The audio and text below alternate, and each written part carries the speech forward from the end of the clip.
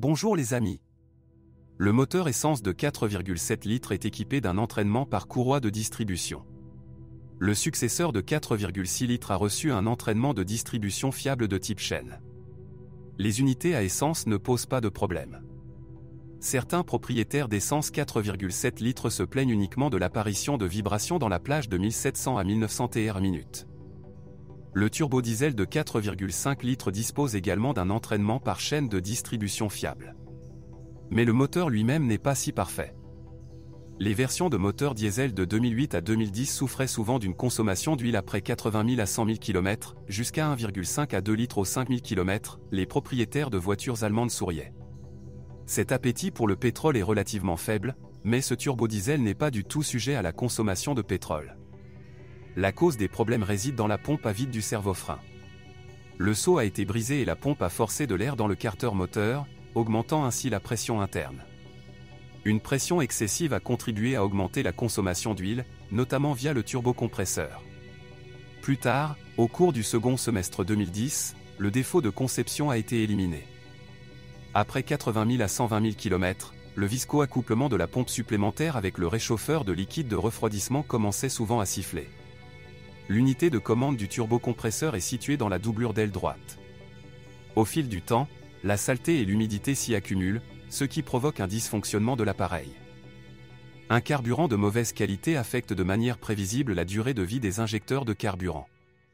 Habituellement, ils allaitent sur au moins 200 à 250 000 km.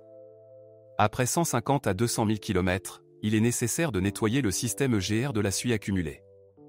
Malheureusement, un certain nombre de moteurs diesel ont dû être remplacés ou révisés en profondeur. Dans certains cas, un VDEF-TV est décédé à cause de la négligence des propriétaires. Des injecteurs défectueux ont également contribué à l'usure.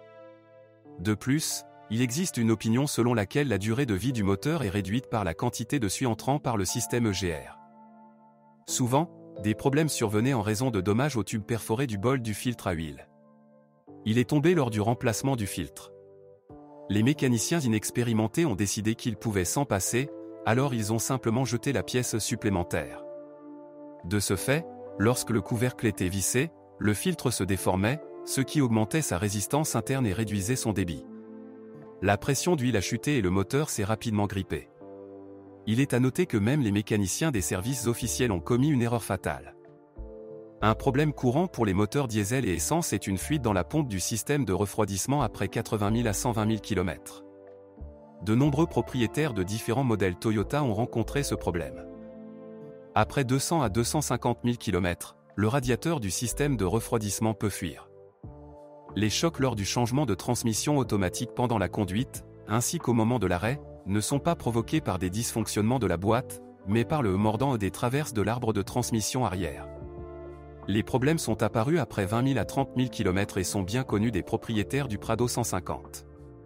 Dans la plupart des cas, la maladie a disparu après l'injection des arbres à cardan.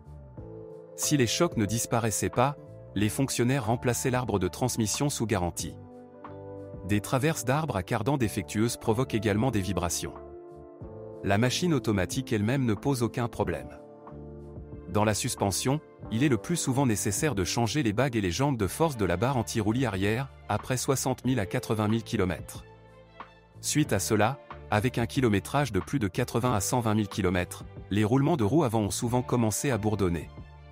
Les composants de suspension restants sont durables et ne nécessitent pas de remplacement jusqu'à 150 000 à 200 000 km. Cogner dans le volant lors de la conduite sur de petites irrégularités est un autre phénomène courant, bien connu des propriétaires du Prado 150. La maladie s'est développée après 30 000 à 40 000 km et sa source était la connexion cannelée de l'arbre de direction. Dans certains cas, les fonctionnaires ont eu recours au remplacement de la colonne de direction, mais bientôt le bruit de cognement est réapparu.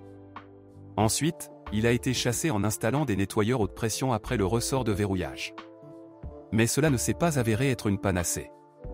Par la suite, les artisans ont imaginé un compensateur de jeu. Après 200 à 250 000 km, la crémaillère de direction commence également à cogner. La raison est l'usure du manchon de support droit. Après 100 000 à 150 000 km, les étriers arrière deviennent acides et l'intégrité des soufflets des pistons d'étrier est endommagée. Sur le premier Land Cruiser 200, les phares anti-brouillard tombaient souvent, la fixation était fragile. Plus tard, les points de fixation des phares anti-brouillard ont été modifiés. Face au problème, les concessionnaires ont remplacé tout le pare-choc. Sur les cruisers 200 exploités sur route et activement traités avec des réactifs, des poches de corrosion se trouvent souvent sur le châssis. Bien sûr, le cadre ne pourrira pas rapidement, cela prendra 20 ans, voire plus, mais le traitement anti-corrosion ne sera pas superflu. Des taches rouges sur les spécimens plus âgés peuvent être trouvées sous les poignées de porte et près des charnières de porte. La corrosion peut attaquer les supports de garde-boue avant. Les propriétaires de Land Cruiser sont souvent confrontés à un gonflement du chrome sur la calandre. La même chose se produit avec la garniture chromée du haillon. Au fil du temps, la peinture s'efface sur les seuils, une calvitie blanchâtre apparaît à travers la surface noire. De plus, il arrive parfois que la partie supérieure de la porte du coffre frotte la peinture de la porte inférieure jusqu'au sol. Il existe également des problèmes fréquents avec la serrure du coffre, après 30 000 à 60 000 km, c'est pourquoi l'alarme de porte ouverte s'allume en permanence, les lumières intérieures s'allument ou le système d'alarme standard fonctionne mal. De plus, la serrure cesse de fonctionner à cause d'un bouton défectueux, les contacts s'oxydent à cause de l'humidité. Le bouton doit être réparé ou remplacé. À l'intérieur, avec le temps, les revêtements des poignées de porte, ainsi que les inserts effets bois sur le volant et le sélecteur de transmission automatique, s'usent. De nombreux propriétaires se plaignent du cliquetis des sièges de la deuxième rangée et des appuis-têtes avant. Des grincements apparaissent également souvent dans la zone de la boîte à gants. Sous le rembourrage du coussin du siège conducteur, et parfois celui du passager, déjà au cours des 10 000 premiers kilomètres, un pli est apparu, une doublure en caoutchouc mousse avec chauffage intégré a été enroulée dans un tube.